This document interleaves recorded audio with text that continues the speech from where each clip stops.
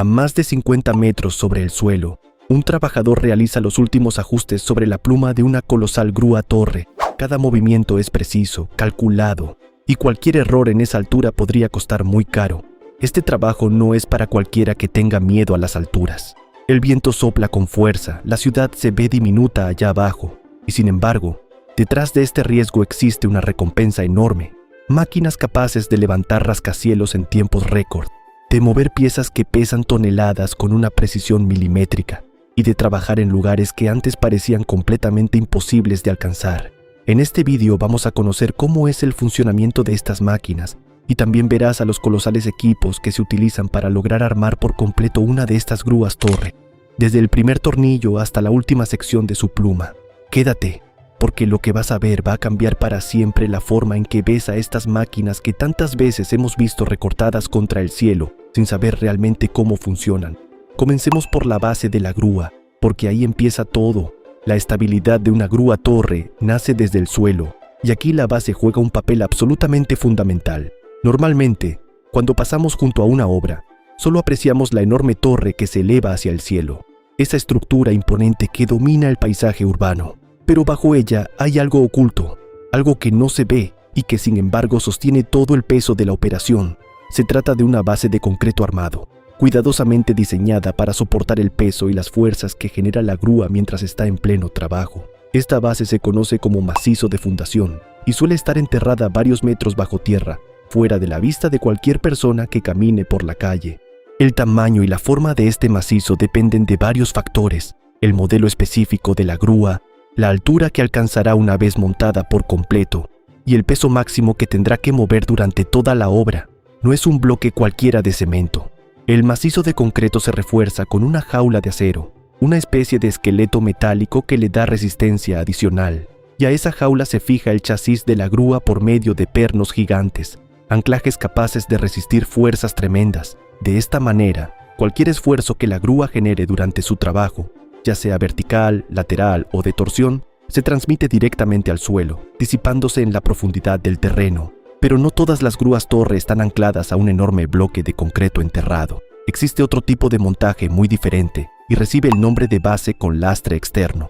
En este sistema, los pesos se colocan alrededor de la base, eliminando por completo la necesidad de una fundación permanente excavada en el terreno. La grúa se monta sobre un chasis metálico que se encarga de distribuir el peso y las fuerzas hacia el suelo, y alrededor de ese chasis se colocan grandes bloques de lastre, normalmente fabricados de hormigón, que actúan como contrapeso para mantener la estabilidad de toda la máquina. La ventaja principal de este sistema es que resulta desmontable y reutilizable. Una vez terminada la obra, los bloques pueden retirarse y trasladarse a otro proyecto, algo que no ocurre con el macizo de fundación tradicional. Por eso, este tipo de base se utiliza mucho en obras temporales, o en lugares donde simplemente no está permitido modificar de manera permanente el terreno, ya sea por restricciones legales, ambientales o de propiedad. Una vez terminada la base, sea cual sea el sistema elegido, llega el momento de armar la estructura vertical.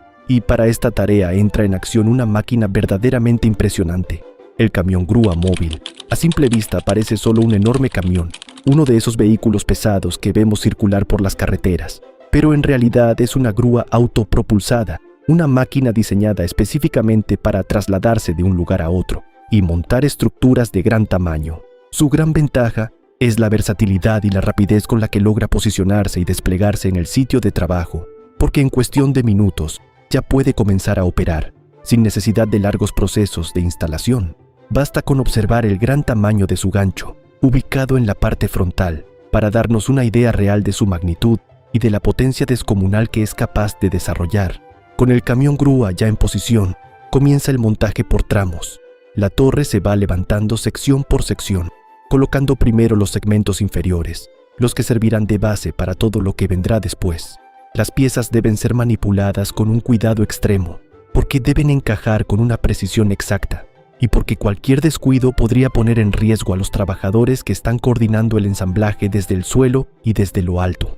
Una vez que cada segmento está en su lugar, se colocan los pasadores metálicos, encargados de brindar la sujeción necesaria a cada sección de la estructura vertical, asegurando que todas las piezas queden firmemente unidas entre sí. Seguidamente, también se instala la cabina de control sobre esta estructura ya levantada. Esa cabina, que más adelante veremos en detalle, será el centro de mando desde donde el operador controlará toda la grúa. En su parte inferior se encuentra la unidad de giro, un componente clave que analizaremos más adelante con mayor profundidad. El siguiente paso del montaje consiste en colocar la contrapluma en la parte trasera de la estructura giratoria. Es justamente en esta contrapluma donde se fijarán los contrapesos, unos bloques de concreto cuya función resulta esencial para el equilibrio de toda la máquina. Después llega uno de los momentos más espectaculares del montaje, la colocación de la pluma principal, ese brazo larguísimo que todos identificamos al ver una grúa torre desde lejos. Con una precisión asombrosa, el camión grúa levanta las secciones de la pluma una por una y las va colocando en su lugar exacto. Cada unión se asegura con pasadores diseñados para soportar los esfuerzos que se generarán durante la operación diaria de la grúa. Finalmente se colocan los cables de acero, tanto para el sistema de levante como para el desplazamiento del carro distribuidor, dos elementos que resultarán fundamentales para el funcionamiento de toda la máquina. Ahora que ya conocemos el proceso de montaje, veamos cada una de las partes de la grúa torre con mayor profundidad, porque cada componente tiene una historia y una función que merece ser explicada con detalle. Comencemos con la pluma. La pluma es el brazo horizontal que sostiene el carro distribuidor y que se extiende sobre toda la obra, llegando incluso a cubrir distancias de muchos metros desde la torre central. Su estructura sigue un patrón que se repite a lo largo de toda su longitud, y si la observamos con detalle, notaremos que está formada por secciones triangulares de acero, entrelazadas entre sí. Este diseño no es solo estético, aunque sin duda resulta visualmente llamativo, sino que tiene una razón profundamente práctica. La forma triangular es la más estable y resistente que existe en ingeniería estructural, porque ayuda a distribuir el peso y las tensiones de manera uniforme a lo largo de toda la pluma. Gracias a este patrón de triángulos, la pluma logra ser sorprendentemente ligera en comparación con su enorme tamaño, lo que reduce considerablemente el peso que debe soportar la torre central, y al mismo tiempo, esta estructura es extremadamente rígida, lo que evita una flexión excesiva durante las maniobras de levantamiento, algo crucial cuando se están moviendo cargas pesadas a gran altura y a varios metros de distancia del eje central. Justo en el lado opuesto de la pluma se encuentra la contrapluma, un brazo más corto pero igualmente importante. Aquí se colocan los contrapesos que mencionamos antes, esos bloques de concreto cuya función es equilibrar la grúa cuando esté elevando cargas pesadas en el extremo de la pluma principal. Estos contrapesos están dispuestos de tal forma que el centro de gravedad de toda la estructura se mantenga estable, incluso cuando la grúa esté trabajando con cargas máximas en la punta de la pluma, a decenas de metros de distancia de la torre. Otro componente esencial es el carro distribuidor. Este carro es el que sostiene el gancho de la grúa y se encarga de acercar o alejar la carga con respecto a la torre central, desplazándose a lo largo de toda la pluma, según las necesidades del trabajo. El sistema está compuesto por un motor eléctrico que transmite su fuerza a través de un cable de acero. Cuando el motor gira en un sentido, el cable se enrolla y mueve el carro hacia la torre, acercando la carga. Cuando el motor gira en el sentido contrario, el carro se desplaza hacia la punta de la pluma, alejando la carga del centro. Para garantizar un movimiento suave y completamente seguro, el carro se apoya sobre ruedas especiales que recorren un riel instalado a lo largo de toda la pluma, permitiendo desplazamientos precisos incluso con cargas considerables. Ahora hablemos de la corona de giro, uno de los mecanismos más fascinantes de toda la grúa. Este es el sistema que permite que la pluma y la contrapluma roten 360 grados alrededor de la torre, es decir, que puedan dar una vuelta completa, alcanzando cualquier punto de la obra sin necesidad de mover la base de la grúa. Este sistema de giro está compuesto por un gran anillo dentado, ubicado justo debajo de la cabina de mando. La corona está conectada a un piñón, el cual es accionado por dos motores eléctricos. Estos motores transmiten su fuerza a través de unos reductores planetarios, diseñados para lograr un movimiento mucho más suave y controlado, evitando sacudidas bruscas que podrían comprometer la estabilidad de la carga. La potencia de los motores de giro suele variar según el tamaño de la grúa, pero incluso en los modelos medianos, la fuerza disponible es suficiente para rotar toda la estructura superior con la pluma completamente cargada, un esfuerzo que requiere una ingeniería extremadamente precisa. Hay un detalle que pocas personas conocen y que resulta realmente interesante. Cuando la grúa no está en funcionamiento, el motor reductor de giro se desbloquea, permitiendo que la pluma gire libremente y se alinee con la dirección del viento. Esto se conoce como poner la grúa en modo veleta, y es una medida de seguridad fundamental para evitar daños estructurales en condiciones de viento fuerte. De esta manera, en lugar de resistir la fuerza del viento de forma rígida, la grúa simplemente gira y se acomoda, reduciendo enormemente la presión sobre toda la estructura.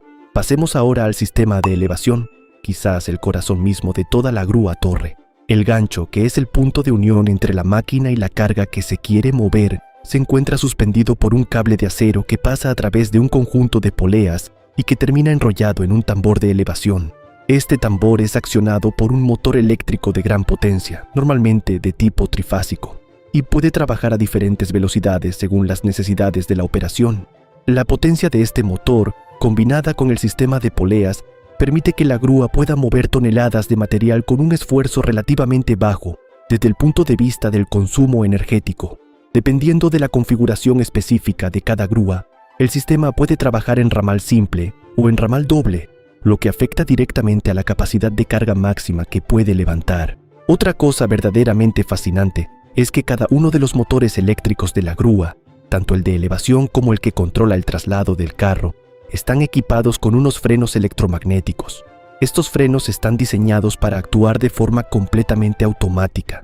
Cuando el operador suelta el control y el motor deja de recibir energía, el freno se activa de manera instantánea para bloquear el eje correspondiente, evitando así cualquier desplazamiento involuntario de la carga o del carro distribuidor. El freno más importante de todos es, sin duda, el del motor de elevación, ya que es el que soporta directamente el peso de la carga suspendida en el aire. Este sistema utiliza unas zapatas que presionan un tambor, manteniendo el cable de acero y el gancho en una posición completamente fija, sin que se mueva ni un centímetro, hasta que el operador vuelva a desaccionar los controles. Ahora hablemos de cómo se opera realmente una grúa torre, porque detrás de cada movimiento preciso, hay una persona tomando decisiones a más de 50 metros de altura. Su manejo se realiza desde la cabina de control, ubicada en lo más alto del mástil, justo en el punto donde la estructura vertical se une con la pluma y la contrapluma. Desde allí, el operador tiene acceso a los mandos que controlan absolutamente todos los movimientos de esta colosal máquina. El joystick izquierdo se encarga del movimiento de la estructura superior. Cuando se mueve hacia la izquierda, hace que la pluma gire de manera antihoraria, y al moverlo hacia la derecha, provoca el giro horario. Empujarlo hacia adelante hace que el carro distribuidor se desplace hacia la punta de la pluma, alejándose de la torre, mientras que tirarlo hacia atrás hace que el carro regrese hacia la torre central. Por su parte, el joystick derecho controla el sistema de elevación. Empujarlo hacia adelante hace que el gancho descienda, mientras que tirarlo hacia atrás lo hace subir. Con estos dos joysticks, y con años de práctica y experiencia, un operador es capaz de mover cargas enormes con una precisión que parece casi imposible desde abajo. Pero no todas las grúas torre funcionan exactamente igual una vez montadas. Existen otros tipos a las que se les llama grúas trepadoras, y se caracterizan por una capacidad extraordinaria. Pueden aumentar su altura por sí mismas, sin necesidad de ser desmontadas por completo. Dentro de esta categoría tenemos dos variantes principales, cada una pensada para un tipo distinto de obra. La primera es la grúa torre de ascenso interior. Esta se instala literalmente en el interior de un edificio que se está construyendo y utiliza esa misma estructura del edificio como guía y soporte para elevarse mediante un mecanismo de cilindros hidráulicos. A medida que el edificio va aumentando su altura, piso por piso, se van insertando nuevos tramos del mástil de la grúa. Estos anclajes que conectan la grúa con el edificio no solo la mantienen estable frente al viento, sino que también distribuyen las fuerzas generadas durante la operación, evitando que el mástil sufra daños por el esfuerzo continuo. Una vez insertado un nuevo tramo, la grúa vuelve a fijarse a la estructura y continúa operando con normalidad, lista para volver a subir cada vez que la obra lo requiera. El otro tipo es la grúa trepadora autónoma. La esencia de esta grúa está en su capacidad de autoelevación, y esto es posible gracias a una unidad de ascenso hidráulico que envuelve parcialmente su mástil, como una especie de collar mecánico que rodea la estructura vertical. Este sistema también cuenta con cilindros hidráulicos encargados de elevar toda la estructura superior de la grúa. A medida que va quedando un espacio libre en el mástil, se va insertando un nuevo tramo, el cual se fija inmediatamente con pasadores de seguridad. Este tipo de grúa resulta ideal en proyectos donde no existe una estructura firme a la que anclarla, lo que le da una libertad de instalación que otros tipos de grúas trepadoras no tienen. Y ahora llega una pregunta que muchas personas se hacen al ver una grúa torre trabajando durante días, semanas o incluso meses. ¿Cómo se abastece de corriente eléctrica una máquina de este tamaño para que pueda funcionar sin interrupciones? Una grúa torre necesita una gran cantidad de energía para alimentar todo su sistema eléctrico, desde los motores de giro hasta el motor de elevación, pasando por la iluminación y los sistemas de control de la cabina. En muchas obras, esta energía proviene directamente de la red eléctrica local, conectándose simplemente a la infraestructura existente en la zona. Pero cuando no hay conexión disponible, ya sea porque la obra está en un lugar remoto o porque la red local no es suficiente, la solución es utilizar un grupo electrógeno. Un grupo electrógeno es, básicamente, una planta eléctrica portátil. Funciona gracias a un motor de combustión interna, normalmente alimentado con diésel, que está acoplado directamente a un generador. Cuando el motor de combustión gira, el generador convierte esa energía mecánica en energía eléctrica, la cual se distribuye luego hacia la grúa. Pero aquí hay un detalle técnico muy importante que conviene entender. Cuando la energía proviene de un grupo electrógeno, la potencia del generador debe ser, como mínimo, el doble de la que normalmente necesitaría la grúa en condiciones normales de trabajo. Esto se debe a los picos de consumo que se generan en el momento del arranque de los motores, especialmente el motor de elevación, que es el más potente de toda la máquina y el que demanda mayor energía en el instante en que comienza a girar. El grupo electrógeno se conecta a la grúa mediante un cable de alimentación y un cuadro eléctrico, el cual protege todo el sistema frente a posibles sobrecargas y cortocircuitos. Este tipo de alimentación eléctrica es muy común en obras alejadas de zonas urbanas, o simplemente en lugares donde la red eléctrica existente no soporta la demanda energética que requiere una grúa de estas dimensiones. Desde su sólida base, oculta bajo metros de tierra o rodeada de bloques de hormigón, hasta la compleja y elegante estructura de su pluma, recortada contra el cielo y visible desde kilómetros de distancia, cada parte de esta máquina está diseñada con un único objetivo: levantar, mover y colocar materiales con una precisión milimétrica, día tras día, sin importar la altura, el viento o las condiciones del terreno. Y ahora que ya conoces todo lo que hay detrás de estas imponentes grúas torre, desde su cimentación hasta su sistema eléctrico, desde su pluma triangulada hasta los frenos electromagnéticos que protegen cada movimiento, solo queda una pregunta en el aire. ¿Tú tendrías el valor de subir hasta lo más alto y operar uno de estos equipos, sabiendo todo lo que ocurre bajo tus pies y sobre tu cabeza? Déjamelo saber en los comentarios. Muchas gracias por ver este video y nos vemos en el próximo.